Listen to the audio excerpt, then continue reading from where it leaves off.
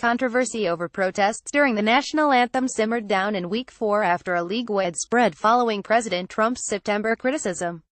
But the political brushfire flared right back up again in Week 5 thanks to Vice President Mike Pence's highly publicized walkout from an Indianapolis Colts game, a protest of the protests apparently orchestrated by President Trump himself.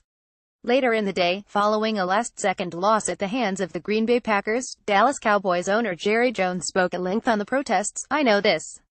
We cannot in the NFL, in any way, give the implication that we tolerate disrespecting the flag," Jones told reporters after the game. "We cannot do that. I know the vice president did leave because in his opinion, the teams were. We know that there is a serious debate in this country about those issues. But there is no question in my mind that the National Football League and the Dallas Cowboys are going to stand up for the flag. Just so we're clear," Jones made it clear that he prized respect for the flag over team unity. "The main thing I want to do is make it real clear. There is no room here," he said. "If it comes between looking non-supportive of our players and of each other or creating the impression that you're disrespecting the flag, we will be non-supportive of each other. We will not disrespect the flag." Jerry Jones said his players will stand for the anthem, or else.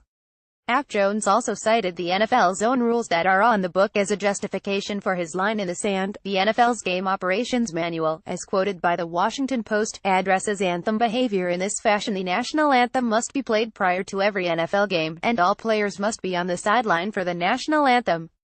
During the national anthem, players on the field and bench area should stand at attention, face the flag, hold helmets in their left hand and refrain from talking. The home team should ensure that the American flag is in good condition. It should be pointed out to players and coaches that we continue to be judged by the public in this area of respect for the flag and our country. Failure to be on the field by the start of the national anthem may result in discipline, such as fines, suspensions, and/or the forfeiture of draft choices for violations of the above, including first offenses. It's worth noting that the only must in that paragraph pertains to the playing of the anthem itself. Everything else is either a should, or a violation that may result in punishment. To date, the NFL has used that soft language to permit players to protest without immediate recrimination, with NFL spokesman Joe Lockhart saying our players have a right to express themselves. Jones is indicating that the Cowboys will follow a far more hard-line philosophy. "If there is anything disrespecting the flag, then we will not play. Period," he said. "We're going to respect the flag and I'm going to create the perception of it. Of course, one person's disrespect of the flag is another's peaceful, non-confrontational speech."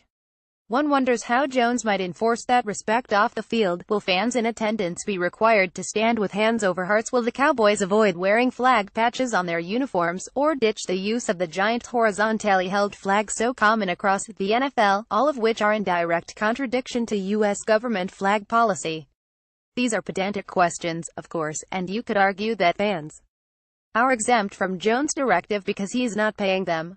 But if you're going to allow some forms of disrespect in your workplace and not others, well, you're just opening yourself up for exactly the kind of ugly legal challenge the NFL tries to evade at every turn. Also, once more, so we're clear, players do have a First Amendment right to say what they wish without fear of government intervention.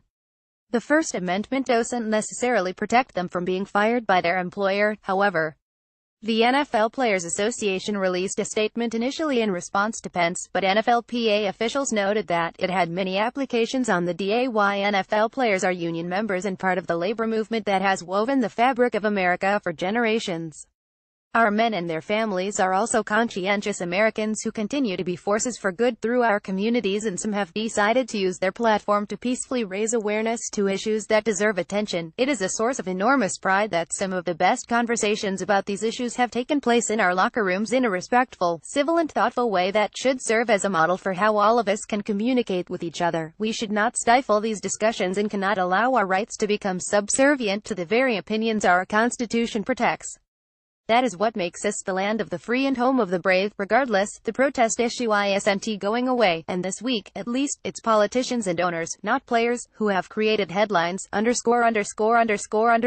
Busby is a writer for Yahoo Sports and the author of Earnhardt Nation, on sale now at Amazon or wherever books are sold.